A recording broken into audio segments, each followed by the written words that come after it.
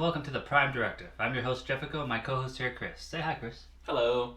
Joining us today after having earned his freedom from the basement is Sean. Say hi, Sean. Hi, Sean. Today we'll be discussing Discovery news and all that is to come. Alright, Chris, so what do we got for our first topic? Yeah, definitely the big news around the Star Trek community right now is that leaked photo of what are apparently Klingons off the Discovery set. Captain, Klingons off the starboard bow. Again with the Klingons. Mr. Scott, give me full power. No, okay, but honestly, what is the main complaint about them? Just that They don't look like Klingons. Those are Klingons? Yeah, they look nothing like Klingons. But Sean, hey, what's your opinion on it? Well, I mean, every series they've changed the look of the Klingons, so I mean, we'll see how it all plays out. But again, they've put their stamp on each one, so. Yeah, I think we've kind of discussed this as our theory that maybe they're ancient Klingons because of the ship and all the designs that are getting kind of leaked or, lied about. Yeah, no, Sean's right. We've had 3 different looks for Klingons now. We've had the TOS era, the TNG era, and the JJ influence on them. They are Klingons. And it is a long story. What happened? Some kind of genetic engineering? A viral mutation? We do not discuss it with outsiders. With the exception of the TOS era, these are all generally recognizable as Klingons. I think, especially with all the noise they made of setting this in the Prime universe and not having it be an alternate reality, I'm going to be shocked if those are just what Klingons look like, and there isn't some good reason for why they look so different. Yeah, I agree. Point taken. Alright, Chris, let's move on to the Sarcophagus Ship and how it's related. Yeah, so these are old leaks. This came out months and months ago, but we did get some concept art for what we were calling sarcophagus class ships and a couple shuttle looking things, and I think it would be pretty interesting if these tied into the look of the new Klingons. Yeah, if they were like an ancient Klingon race and these are the ancient ships. Because we don't want like a huge new race of stuff, we just want like a group. Like if you remember that old TNG episode, Emissary, with Worf's wife, and they had that Klingon ship that was in cryogenically sleeping, and they come alive and they have to stop them from killing stuff. But that could be something similar, but more older. Yeah. So Sean, what do you think of the Sarcophagus class ship? It looks kind of like a cathedral, I guess. The insides look pretty grand, almost religious. So it'll be interesting to see where they go with it. It does beg the question, what does God need with a starship, though? Yeah, it's like it was actually built for God. Finally, they answered that question. It will carry my power to every corner of creation. Excuse me, I'd just like to ask a question. What does God need with a starship? Bring the ship closer. I said, what does God need with a starship? Yeah. Although this is coming, before Kirk raised that point, so. Yeah, well, We've always been asking that question. haven't we? So the next bit of interesting news for ships would have to be the USS Shenzhou, which we've actually heard a lot more about to this point than we have the Discovery. Yeah, like I've been reading on the IMDb, and a lot of these characters are cast for the Shenzhou, but not for the Discovery.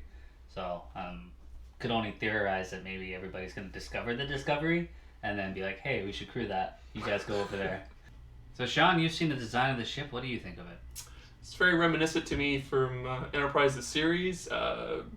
Mostly saucer section, I guess. I know that's the main thing that comes across to me. And a whole lot of nacelle going on. So after a bit of a lukewarm reception to the initial video showing us the design of the Discovery, there have been some rumors circling around that there may be some modifications to the design of the ship coming out. We have seen a couple bits of art that show a slight change, a little bit of TNG covering, some less triangles on the bottom.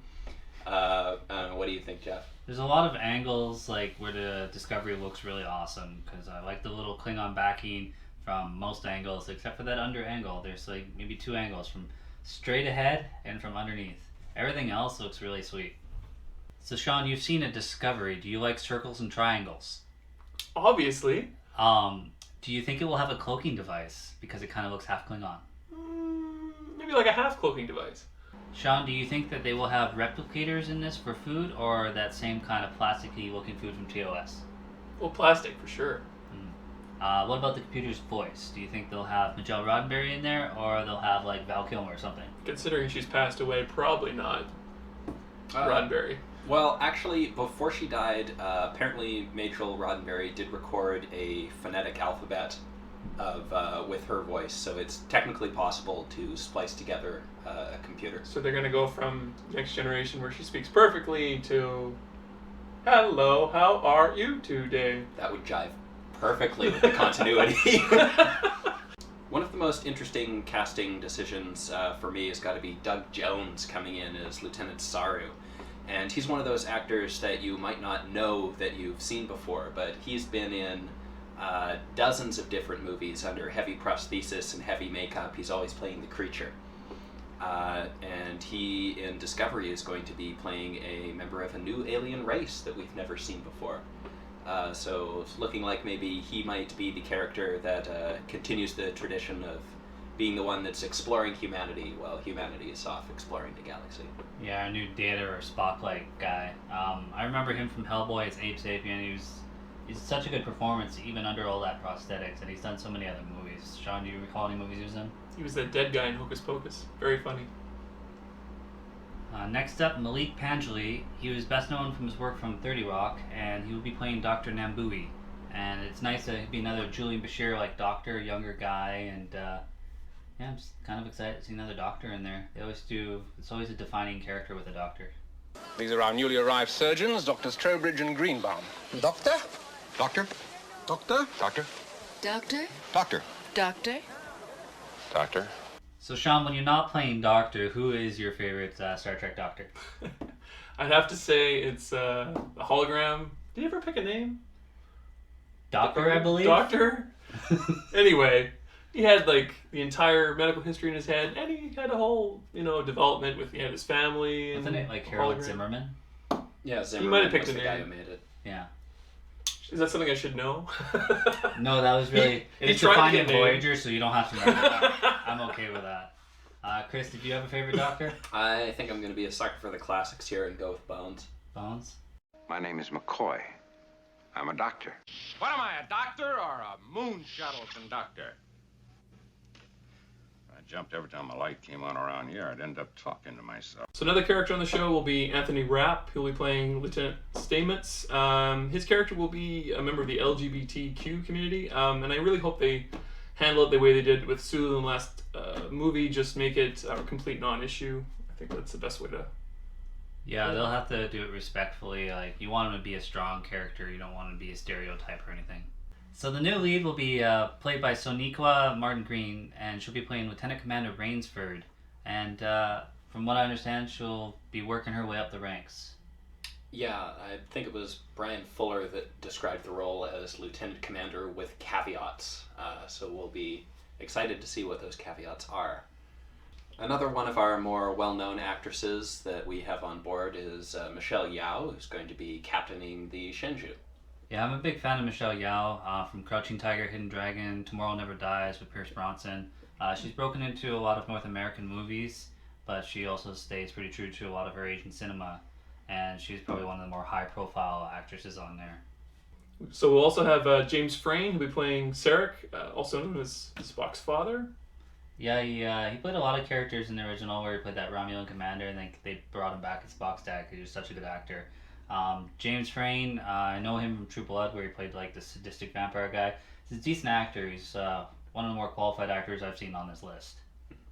Sam Varfield Males will be playing Ensign Connor. I hope they don't Harry Kim him, have him like as an ensign for 7 years and never promote the guy. Well, I mean, this show could go on longer. He could be an ensign for 8 years. One could hope. Terry Serpico playing Admiral Anderson, which, finally we got an Admiral cast. I think they should be using big names for Admirals, You don't have to guest star here and there. Well, we don't know. We might have a more involved Admiral here. Yeah, Tom Hanks would be nice. I'd love to see him involved somehow. And we've got 3 actors cast as Klingons. If you could read their Klingon names in the correct dialect, I'll be okay with it. Laurel, Cole, and I was kidding about that. I was entirely kidding. No, I would. Okay. I'm fairly excited about the rumored casting of Emily Coots for obvious reasons. Is that because she's an incredibly talented actress? Yes, and she's pretty. That's obvious. Yeah. Gotcha. So we have a composer that composed something about 5 months ago for the new Star Trek series, and it was his first gig for Star Trek, and it sounds like it could be the Discovery theme. Chris, what did you think of it? I quite liked it. I thought it really sounded like a Star Trek theme, whatever that means. We are dealing with another prequel series here, and, one set after Enterprise, so I'll be happy as long as it isn't some kind of redo of the Enterprise opener. It's been a slightly longer road, getting from there to here. It's been a slightly longer time, but my time is finally near as well. Yeah, I liked it as well. I think it's got a good mix of TNG and a little bit of Voyager sprinkled in there a bit. Yeah, the snare drums are a bit much for me, but otherwise most of it sounds good. I just hope the intro is a little bit more imaginative. Like, I don't need the TNG Enterprises flying at me for each credit name, and I don't know, I'd like to see some action in the thing, updated a bit.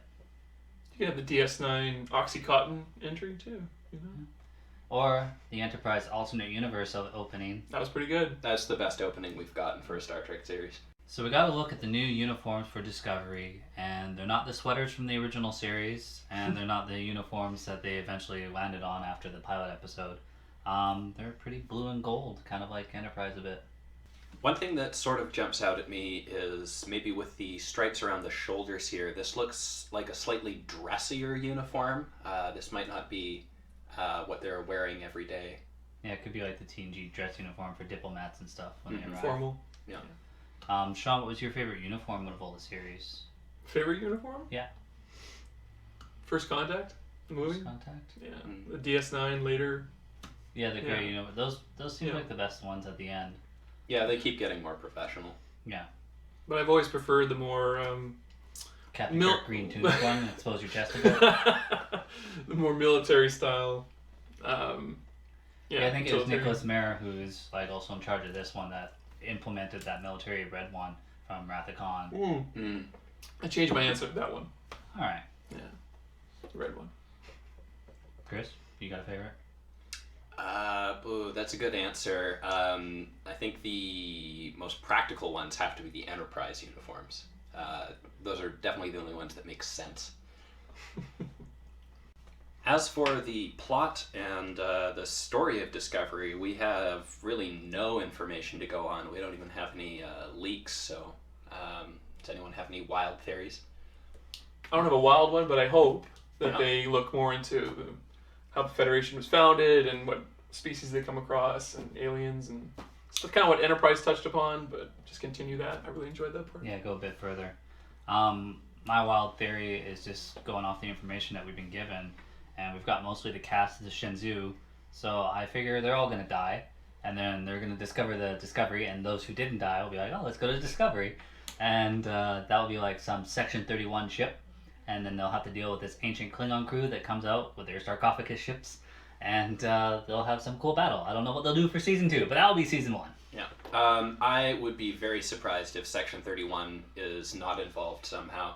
I think that would be a lot of good opportunities to sort of discuss the current political climate. I hope they cast somebody really good as the leader of Section 31 for that time, because in DS9 they had a great person playing that for Sloane, but in Enterprise that guy was bland, and I didn't give a crap about him trying to recruit Malcolm. Yeah.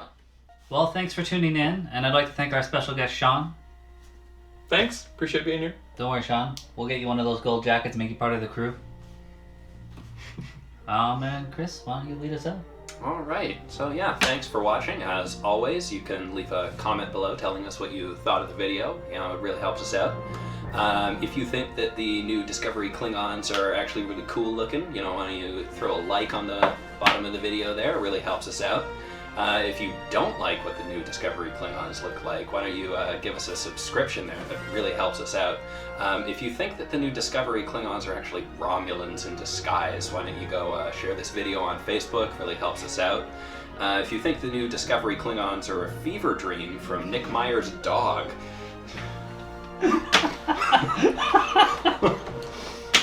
I held it together till then. Till then. I'm just like, each time I'm just like, no, yeah, facial thing, yeah. Look, I don't know about you guys, but when I saw Voyager, the first episode, and they had like... Oh, I cried.